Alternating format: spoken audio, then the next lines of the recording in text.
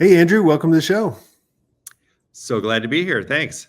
Yeah, excited to have you on. Tell us who you are and what does your agency do? Great. Well, my name is Andrew Eklund. I'm the founder and CEO of Ciceron. We are a almost 30-year-old digital agency based here in Minneapolis. Started the agency at the dawn of the public internet, and have basically seen everything since. People said, "Well, what were you doing in your first days?" I was like, "I was getting people's first email addresses and first websites and all this." And what do we do today? We apply super advanced AI to audience segmentation and modeling.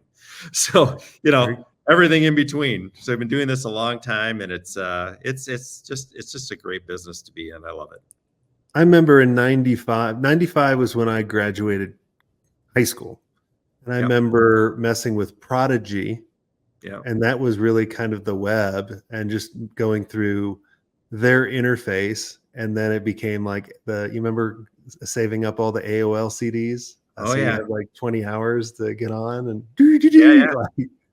Well, I started actually an online community on AOL in '93 and ran that for 2 years.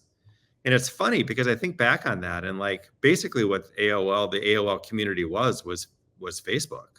I mean, we had messaging and chat and document sharing, and it's like a mini Facebook well before, enough ahead of the internet that it was a real viable place to we were an international association, so we had members from all over the world. That was the first time I really saw the world get small. Yeah. What was your first client? What'd you charge for it, and what'd you do for it? Oh man, well, it was probably my dad's consulting agency, I would imagine. Right?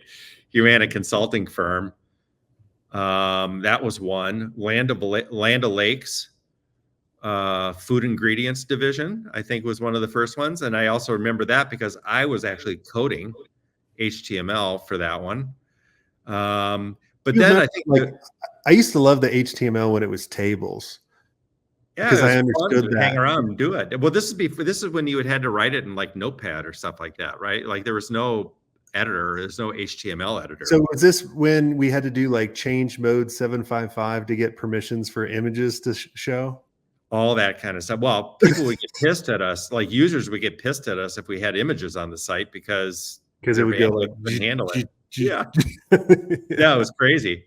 But part of the founding story of this place is actually interesting too, because in '96, I started a separate company called IndieSonic, and IndieSonic was one of the first independent music online portals where independent record labels and bands could actually, they did have, we built a CMS so they could go in and update their concert schedule. They could put new clips of their music. It was real. We were using Real Audio. I don't know if people probably don't even remember what that was, but it was like you could stream clips of stuff. And then you could buy after you listen to like a 30-second clip, you could buy the CD, because let's remember, you could not download a CD. First of all, even if you did, and it took you a week to do it, where would you put it? And we would ship them the CDs. But the reason I set up that company was that I couldn't convince people at the time that people would say, well, I would never put my credit card on the internet. That sounds like a recipe for disaster. And I'm like, I guarantee people will do it. And so I set up an e-commerce business that operated for 10 years as a separate business. And it was an awesome business. It was a lot of fun. I have a music background. But for my real clients, my brand's clients, I could point to this thing and say, I'm making money right now, right? E-commerce, streaming, all this kind of stuff. And they're like, oh, okay. So, we had to do that back in the day. It's just like start companies and start businesses just to prove to people that this is what people will do. Yeah. I mean, I remember going back when I started doing websites, it was always kind of like a side gig for the first couple months. And then people started to hit me up. Hey, you want to do this business? Like we did a 1031 exchange business. And then we did a website called My Town before MySpace. And it was kind of like that. And like, it was just, it was a lot of fun looking back, because there's always opportunity, but there was a ton of opportunity, for, people to just hit it out of the park before really anybody even knew about it. Correct. Correct. And, you know, it took many, many years. I mean, because when we had the dot-com crash in 99, 2000, you know, there was a significant number of people and brands who thought, well, great, now the internet went away. We don't have to deal with that bullshit anymore. We can get back to doing the things that we used to do. You know, but that's when Google and Amazon and all the, you know, the blue chip players, you know, came out of the dust of that and became, you know, the Magnificent Seven. So, you know, be careful for crashes, because, you know, AI is going to have a crash, but out of it will come the next two or three models that everybody uses. It always happens. Yeah. How are you guys using AI and adapting to AI? I basically said to my staff, well, November of 2022, when ChatGPT 3.5 came out, I said, we're all in on this. And I know that you don't know what in is, and I know you don't know what all is yet, but you know, this is without a doubt in my mind, not just for marketing and advertising, but just work in general. This is where things are going to head. And so I really had to manage my own culture and my own staff to say, there are going to be things that you see when you log into Meta or Google or the Trade Desk or LiveRamp or wherever you go. And one day, just be prepared. You're going to wake up and there's going to be a button that says, automate my job. It won't actually say that, but that's what it'll do. And I want you to push the button. Because if you don't push the button, then all of our clients are going to push the button, right? Yeah. So we have to reimagine what our value is in the world. How do we use these tools now? And I'll get back to this specifically about how we're using it, but I think having a backdrop of just basically saying, like, you know, this is a genie out of the bottle, and when that happens, it goes through the classic hype cycles, right? It goes through the rapid adoption. We all know that, right? ChatGPT was the most rapidly adopted technology in human history. And then there's waning sort of interest, right? And then it sort of goes down, and then it'll get back up again. And, you know, there's a bubble in all of this. You know, NVIDIA, people think NVIDIA is kind of a bubble. You know, the chip makers are a bubble. All these different large language models, they haven't really differentiated themselves yet. You know, what's the difference between Claude versus ChatGPT versus Gemini versus Grok versus Llama, right? Like, people aren't, you know, so I use all of them. Like, literally, I have tabs up, all of them, and I do the same sort of prompting to try and get some benchmarks as to what's going on. So the way we're using it is not necessarily in the most obvious ways, right? Like, the obvious ways are that it's going to create all the copy for our search, right? For our search ads. And we do that, and it's fine. It's not game changing to me. It's actually pretty bad, honestly. It's pretty bad. Yeah, exactly. So if I want ChatGPT to do hard work, I want it to do work that humans have a hard time doing. And so the main area that we use it is essentially in training, right? In data training, and to try and help our clients harvest all of the different data sets that they have access to that are sitting all over the different place, and to put it into a centralized hub. And so we started something called the Intelligence Hub, which is, you know, to a large extent based on Snowflake as the base layer for data integrity. You've got the different AI models, and then you have all of the APIs that build into it, right? So it could be coming in from Salesforce, could be coming in from your media channels like a Google or a Meta or a Trade Desk, could all of your research. And I think the areas that I get super excited about is all of the unstructured data that doesn't live anywhere. You know, right? Like, for example, when I'm working with sales organizations or B2B companies that have sales organizations, you know, if you have 25 salespeople doing 10 calls a day, you know, that's 250 calls of humans interacting about brands, where the prospect is telling you everything they think about your brand and your product, and what it's going to do for them, what it doesn't do for them, what their hopes, fears, and dreams are, pricing considerations, integrations, you know, all the different things that they're expressing themselves, that a salesperson is then feverishly taking notes over here, right? Yeah. Well, when I'm talking to you, I'm not taking notes. I'm listening. I'm paying attention to you. I think the human level is super important. So what happens? All that intellectual capital evaporates every single day. So what we're doing is we're putting things like Fathom in place or other recording things. And most of these meetings are happening either over a voice over IP phone system, like a Ring Central, where you can record all the calls, or it's happening in Zoom or some other recording or a conferencing system, which now has recording. And so we're taking all of those recordings of all of those calls, getting them back into that central place, and then applying AI to it to start to look for nuances in conversations, which conversations are more successful than others, so that you can use it for sales training. What's the language that the consumer is using? Maybe we should start using that language in our advertising so that we're using the language of the marketplace. All of that intelligence that evaporates, the best stuff evaporates. We're trying to capture all of it. And that's, is it groundbreaking? I think so. To be able to capture all of your intellectual capital every day, that to me is the most actionable, most human stuff that never shows up in data other than in these places. So last week, because when ChatGPT came out, I was all fired up, and I loved kind of doing the prompt engineering to figure out. And I felt like in the very beginning, it was really, really good. And then it's gotten really, really bad. Like last week, because I'd like your take on this, on which platforms do you feel are the best as of right now, which we're recording it on in August of 24. I think it's 24. Yeah. Mm-hmm. Can't remember the year. We're getting too old, right? It's like, I know, exactly. We're just can't remember the year. But we had this one course that a bunch of people jumped into. And so we always asked what their biggest challenge was, why they jump in. So we had literally over 1,000 entries of that data. So I would take it, I would export it out into a spreadsheet, have 1,000 points of data of what their biggest challenges were. And I put it in ChatGPT. I said, here's a survey that I ran. I want you to look for what are the most common themes of what are the top 10, average challenges that agency owners are having. It just kept reporting like random ones. Like one person, the whole thing was like, I struggle with COVID, because we did this around COVID. Yeah. And it had that as the top 10. I'm like, and you're using ChatGPT 4?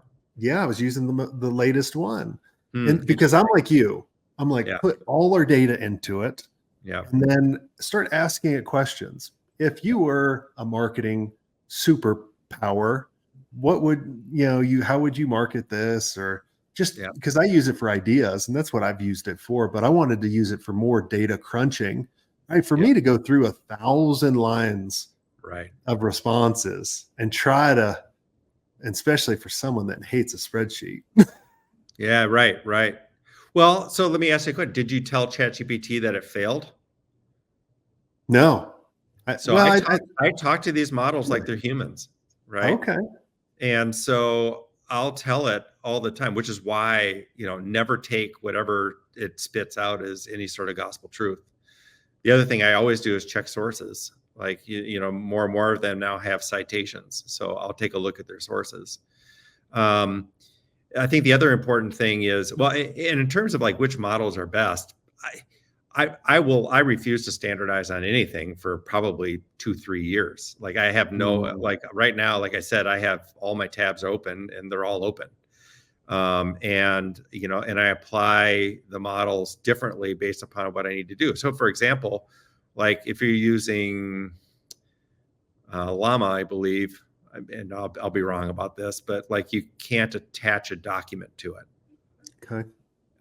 Whereas ChatGPT, you can, right? Gemini is baked into a lot of the Google products. So you can basically tell Gemini, learn on this Google Drive folder. So like things like Gemini, I love it because it's already sort of integrated. You got that obviously with Microsoft and Copilot, but those two models aren't great. Right. So the integrations are great, but the models aren't necessarily as competitive as something like a ChatGPT 4 or the new Llama 3.1. What if people did this, and maybe you do this with Gemini? So I haven't even thought about it this way. So we have a CRM and we have forms and special custom, fields in those CRMs to get the data that we're most excited about. Yeah. Would it make sense to export that information out into like a Google Sheet and then have Gemini go through all of that? Like, are you putting those documents in one particular folder and then saying, Gemini, read all the data in this particular folder? Yeah, I would consider that sort of for like a small business, a smaller enterprise, medium-sized enterprise that's not going to be able to have like deep IT infrastructure and a data lake and all this kind of stuff. I do think that it's going to be one of those things where we're going to be frustrated. We're going to be frustrated because the best models that come out of this may not have great integrations, and we're going to be frustrated that we have to use the ones that are integrated because it's in line. That doesn't mean that Gemini is not going to get better. It's going to get better. Obviously Microsoft owns, a significant portion of OpenAI, and Copilot is not OpenAI. It's their two, their components, right? But, and all of that is like, again, we're probably days away from, the rapid ascent right now of AI is crazy. It's just crazy. So what doesn't work today, that's what I do hear a lot of that. To be honest with you, I do hear a lot of people say, well, I tried that and it spit me back bad results. Okay, well, you were using Chat 3.5 in April of 2023, right? Yeah. So, you got to keep going back. The other thing too that's really important is that my prompts are really long, right? They might be paragraphs. So what's kind of break down some of your prompts, because I know that's one of the biggest things, and I'm glad that you said ChatGPT or whichever prompt or whatever response you get, be like, hey, that's not good. I don't like it, and here's why, and get very descriptive, kind of like a employee that you're training, because everyone listening, my whole goal from this podcast and all the things that we do is to give everyone ideas, because there's so many agencies are being reactive to what's out there rather than proactive.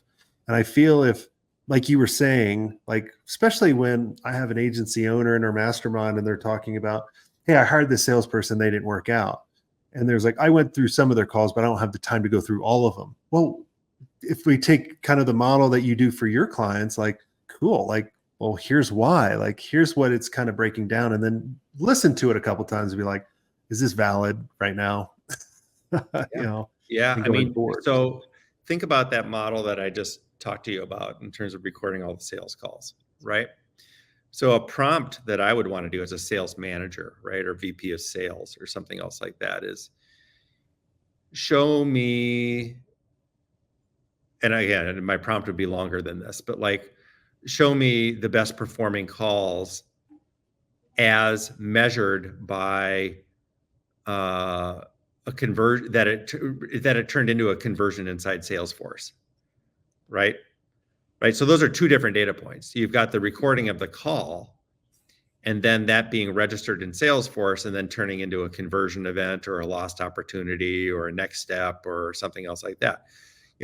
Which of our calls from this month ended up with the ones that took the most time that ended up in not converting, right? And who are those people, so that we can avoid marketing to try and generate more activity from people who are going to be low yield. That is the dream that a VP of sales wants. How do I optimize my salespeople's times on high value calls? And we know how this works in the real world. They get mad at marketing. Yeah. Right. They throw it over the transom. They say, these are, you call them MQLs, marketing qualified leads, to make your MBOs look good to your boss. I have something over here called an SQL, a sales qualified lead. Those are not the same things. And I don't think they should ever be anything other than one metric, right? Did it convert or didn't it? And we're all in this together. So, I feel like the questions that you ask it is as though you had a sidekick. Like, I'm the VP of sales. I have this other thing over here that's you should think of it as an SVP of sales. It knows more than you do. You have to go in with the understanding that these models know more than you do. I've even created prompts which would create more prompts. Be Yep. like, what are the questions? I'm a VP of sales. What are the questions I should be asking in Yep. order for us to convert more? Help me create this prompt. And then it would ask me 4 questions, Yep. and then you kind of go through it. Perplexity has done that, right? Perplexity has done that. I think of Perplexity as an AI-driven search engine. Actually, the goal of Perplexity from the founder was that he wanted to build what the original vision of Google was, which is interesting. And Perplexity has done that well because it's sort of like a search engine will say, here's the answer. Here's some additional questions you might want to ask. And here are some other topics that are related to this that might be helpful to you. And to me, I love that, right? Like that's a 3-dimensional sort of intelligence layer of saying, I see where you're going with this, and I'm going to preempt you having to keep prompting me by showing you here's some other things that are going. And I think that's, again, this is all just going to get better and better. But, going into it in a conversant way, I think is super important. Talk to it like a person. I do it all the time. I yell at it. Like, that was you bombed on that. It knows what it means when I say you bombed. Oh, I've told it many other things we can probably not repeat on this, but other 4-letter words. Yeah. How are you looking at it? You mentioned kind of a lot of these AI tools will really kind of be search engines again, or whatever. How can we start looking at getting our businesses in these AI tools? So when people go to these AI tools, like where's these AI tools pulling all their data for search engines? Yeah. So I'm not a data engineer. So my answers to these questions can end up being a little bit theoretical. But I will say that, let me give you an example. Let me give you sort of where history repeats itself. So we talked about 1995. In 1995, one of the reasons it was difficult for me to even start the agency and grow the agency was that brands would say, I don't want my information on the internet, because then all of my competitors will be able to see my information and I'll lose my competitive advantage. And I'll just tell you that I heard that for years, not just in 95. I probably heard it for 5 years, saying it's okay to put up a billboard on the information superhighway that doesn't say anything, but at least we get to have a URL, right? And it wasn't until people realized that SEO was the thing that was pulling in all and then they got angry because they can't find themselves on the internet. And I said, they can't find you on the internet because you have one image on your website because you wanted it to look pretty, right? And so if you want to be serious about this, we have to start creating content. AI models are really no different in many respects. So I think what will happen, it's not there yet. I think what will happen over the next 2 to 5 years is that as business people, consumers start to just replace, or if Google replaces itself with whatever its next generation is, or if one of these models replaces, we don't think of it as search anymore. You just think of it as this intelligent thing that you have with you all the time, that is the smartest thing on the planet, that you can ask it questions, and beyond just giving you a result, it gives you not just the answer, but a lot more context around that. And the only way to do that is, as people make more and more decisions based on that, then brands will say, for example, let's just say I want to buy an electric vehicle. I'm a little bit pissed off at Elon right now, so I'd prefer to know what are my options outside of Tesla, because I'm not interested in driving around in a billboard for Elon. I'm pissed off. But at the same time, I don't want to buy a shitty EV either that has a bad battery, like what are my options and all this kind of stuff. Well, if you're Toyota or Volkswagen and you decided, you know what, we have to lock down all of our information so that AI can't access it and get trained on that information.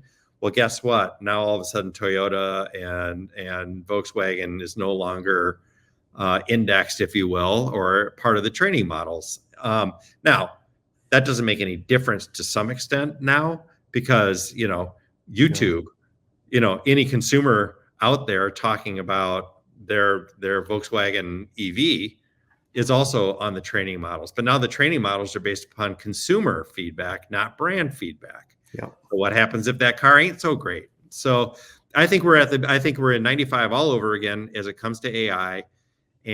But I also do believe, and I'm very much a strong proponent of private AI platforms, right? So for example, I do believe that there's a ton of information that sits within firewalls or obviously within cloud infrastructure of brands that should not be available to train models. Yeah. But you can take something like Llama, which is an open source model, download it, fits on a thumb drive, and apply it to your network. And you're going to see a ton of that, right? Yeah. And the doors will start to open out to the public internet. But I think that that's what people don't understand that yet. We're not there yet. Well, I love that we talked about kind of the things here and things are coming, but I always like to ask, what's something in the agency world that's not going to change in the next 5 years? I think what will not change is that people desire to have less advertising, less intrusive advertising in their life. And as an agency, that's, primary job is to put advertising in front of people. I actually love that. And let me just tell you why. I don't like advertising clutter as much as the next person, right? I don't like it to be everywhere. I don't like it to invade my space. What I do like is relevant advertising. So, for example, let's just take Instagram. If you polled people and said, do you hate advertising in Instagram? And they take a second to think about it versus like the gut reaction is, I hate advertising everywhere. The answer is they don't hate advertising on Instagram because it delivers to you what you want. And now because of shoppable ads and all that kind of stuff, I guarantee you that your wardrobe or your shoe collection or whatever is full of stuff that you bought on Instagram. Yeah. And that's because they understand you and they know you and they're trying to deliver to you something of higher value. So my point being is that I think that the consumer will always continue to get advertising because advertising pays for the content that they get for free, right? And unless you're willing to pay for TikTok or you're willing to pay for Instagram or you're willing to pay for Facebook or all these other ones or pay on a by search basis, nobody's going to do that, right? They like a free internet. They like getting their stuff for free. So the only way to break that down is that we have to start to value as advertisers individuals at a higher rate than some shitty CPM that we end up buying on remnant. Yeah, you know what I mean? I like that. So to me, the economics of advertising are going to change over the next 3 to 5 years, even though I've been saying this for at least 10. But the value proposition for users has we've never properly valued humans. And so if we want scarcity in advertising, give you less advertising, then we have to value you more. But if I'm a brand and I don't want to advertise to everybody on the planet, I really just want to go out hardcore outdoor mountain bikers, right? And I have a high-end $5,000 bike, right? Or a $10,000 bike. I don't need to advertise to people who are going to buy a Schwinn banana seat. I don't think they make those anymore. They should, by the way. Those are sweet. I love those. Are the most comfortable seats. I had one of those bikes growing up, and the banana seat. Everyone, for all those younger people, not as old as we are, look at banana seats on a bike. The most comfortable bike, the most comfortable seat ever. Exactly. You could put your buddies behind you too. Yeah, it was for giving your buddies a buck. Yeah, that's what we called it. Give me $1 to school. I've never called it that, and I'd be careful about calling it that. Oh, we called it a buck. Yeah, give me $1 on your bike. Anyways, or we're gonna go skitching too. We go skitching on the ice behind people. Hang on to people's bumpers. The skitching. Yes. Ice. So funny story there. I remember we would have the younger kids sit or stand at the stop signs, and they would sing to distract the driver. When we could get on the back of a car, this is when the cars had metal bumpers that you could hold on to, and it would pull you down only when there was ice. So skitching, I haven't heard that term in 30 years. There you go. And you're from Minneapolis, if you're doing that. I don't even know where we were with that, but we want scarcity. We want less advertising. It's just natural law of economics. If you want less of something, it's worth more. If diamonds were free, no one would have diamonds on their fingers, right? So the economics of advertising have to change. AI will allow us to do much better targeting. Privacy and blockchain will allow the individual to be secure and to handshake out into the world in a private and secure way. And advertisers will be able to deliver highly targeted advertising to the people who matter. And it's going to cost the same as it was before. You're just going to 100% get rid of media waste, and you're only going to spend money against the people that matter. And the world means that there's going to be less clutter in the world. People are going to be more highly valued. You're going to have higher conversion rates, and everybody's happy. Yeah, I love it. Well, I appreciate Andrew for coming on the show. For everyone listening, we started doing something a little different. A lot of you know that we created an 8-system framework called the Agency Playbook. And the first 3 systems are so foundational, no matter if you're an agency starting out or an agency that's been doing it for 20 years. If you go to swank.com, SWENK.com, we're giving you access to the first 3 systems because they're so foundational. We want to give that to you for free, to show you how to create the perfect offer, to get your team on board, to show how you can position your agency where you're not looking like everyone else. So make sure you guys go to swank.com. It's totally free. And until next time, have a swank day.